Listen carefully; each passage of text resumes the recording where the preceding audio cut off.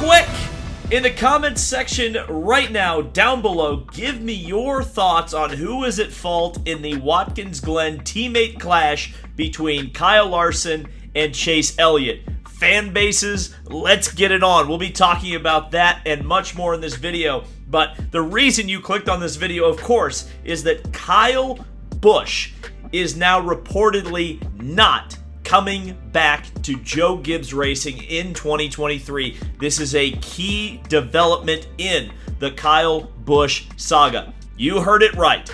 As reported by the Door Bumper Clear podcast over on the Dirty Mo radio side of things, the link will, of course, be in the description to listen to the podcast yourself. Kyle Busch will not be back at Joe Gibbs Racing in 2023. In this video, we will discuss the possibilities left for Kyle Busch, as well as discuss what was a very controversial day yesterday in Watkins Glen, New York. But first, if you haven't subscribed yet, what are you doing? Go right down below after you wrote your Kyle Larson versus Chase Elliott comment and hit that subscribe button.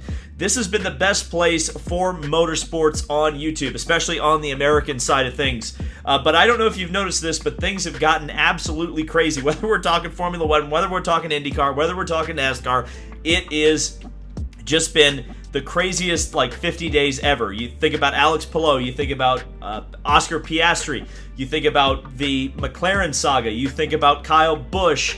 So many things are happening in the world of racing. And if you're not subscribed yet, what are you doing? And while you're down there, not if you're down there, you're absolutely down there right now, hit that like button as well. So, I just wanted to give a few quick thoughts on Watkins Glen because I did tune in and watch it on Sunday. I was definitely a lot more excited going into the race than I was when it actually started, because I thought we were actually going to get a really truly wet NASCAR Cup race, and we did ultimately end up getting Cup cars running in the wet, but it was an absolute gully washer, as they say, when the original start time was supposed to be. Then you had a weather delay, and then the cars actually went out and made pace laps. But then NASCAR decided that the track was too wet to start the race, and I guess I see why they made the decision, because I think anybody with a brain knew it was going to be chaos and knew it was going to be probably an enormous accident. But I thought that's what NASCAR fans wanted.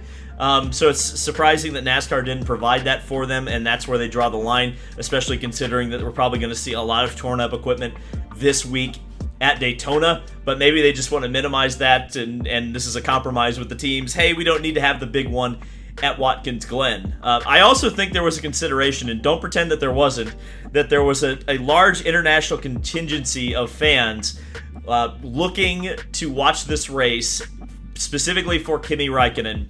And if NASCAR went out there and stepped on their toes, so to speak, in the wet weather, the Formula One fans would have absolutely lit them up on the social media.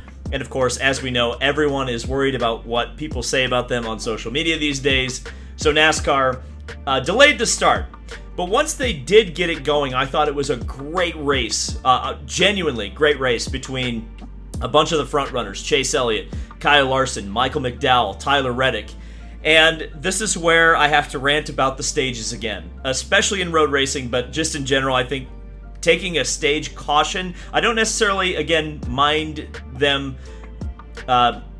awarding points in the middle of the race. I think that's totally fine and acceptable. But in road racing, when you see those alternate strategies, new tires versus old tires versus used rain tires versus new slicks, and how early do you pit? How do you pit too early? Do you make it so that your slicks don't work on the wet weather? Do you stay out too long and your wet weather tires get completely overheated? That was an interesting part of the race, and we saw it really developing into a duel between Tyler Reddick and Michael McDowell, and then the stage caution happened, and then it was just kind of a boring, or not boring, but it was kind of predictable, because the Hendrick cars on a dry track were clearly the class of the field, and the front row cars and some of the fun things we saw earlier in the race really didn't happen at the end. But we did see quite a coming together between Kyle Larson and Chase Elliott. Now, Elliott essentially dominated the second half of the race and really looked like he was going to win it.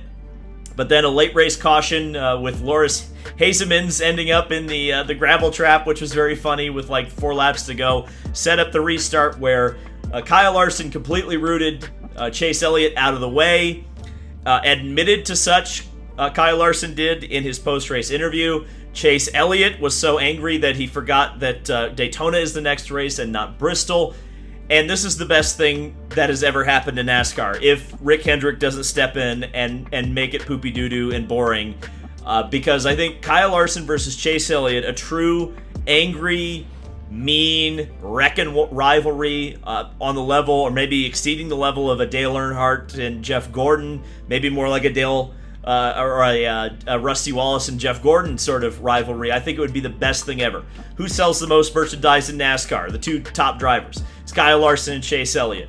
Who are the 2 drivers who have the most loud, vocal, annoying fan bases right now? Kyle Larson and Chase Elliott.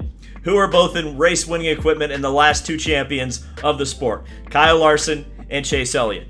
If they start fighting, if they start running into each other, it's the best thing that NASCAR could possibly hope for, and the worst thing that Rick Hendrick could possibly hope for.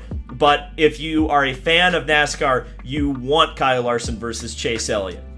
Speaking of another Kyle Busch. The Door Bumper Clear podcast has given their weekly Kyle Busch update, and they've seemingly been spot on thus far, and there's no reason to doubt them now. And they say that Kyle Busch will not be at Joe Gibbs Racing in a car next year. Now, obviously, this isn't something that's necessarily unexpected. I think a lot of us thought that Kyle Busch would not return to Joe Gibbs Racing, especially after we saw that video of a very frosty Kyle Busch and Joe Gibbs after the Pocono race.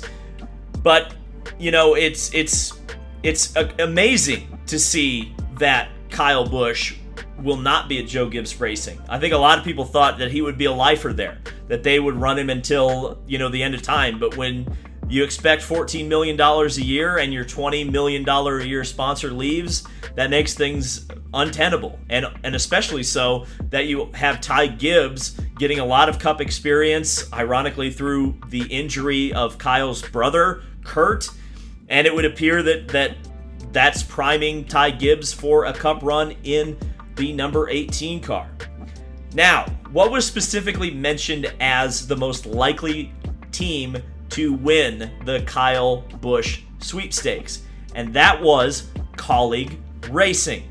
Now remember, Kyle Busch doesn't just want to be paid. He has a quality of life that he wants to maintain, and he's stated as such.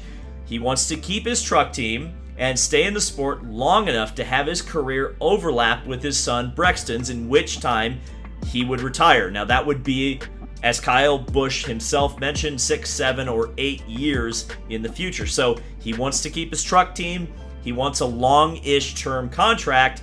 Colleague Racing just so happens to be looking at adding a truck team for next year.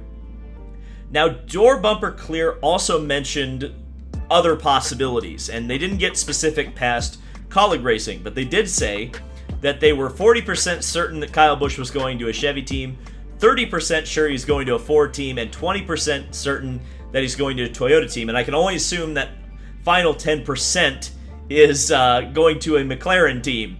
But all seriousness, or all jokes aside, and the serious hat back on, the Chevy team obviously is Colleague Racing.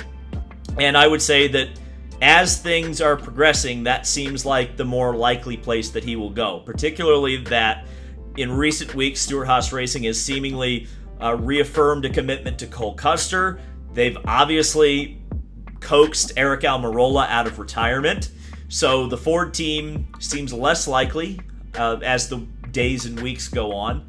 The Toyota team is interesting because one would think that would be 2311 Racing, but I wonder if Tyler Reddick is going to go there, or if Kurt Busch will actually return to competition after Daytona and have a full another year of racing. I really don't know. This has been one of the craziest lotteries ever, and really I think Kyle Busch is the last of the big money NASCAR stars from the golden age. I don't think we'll see something quite like this again. So it's interesting to kind of document this as it goes on, because essentially the new way of doing things is clashing with the old way of doing things, and the old way of doing things was paying drivers what they were worth.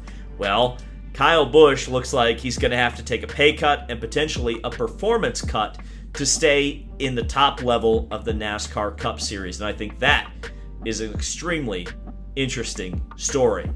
Well, you know, the best place to hear what happens next is right here, and when it breaks, we'll be talking about it. Thank you guys so much for watching, and we'll see you in the next video.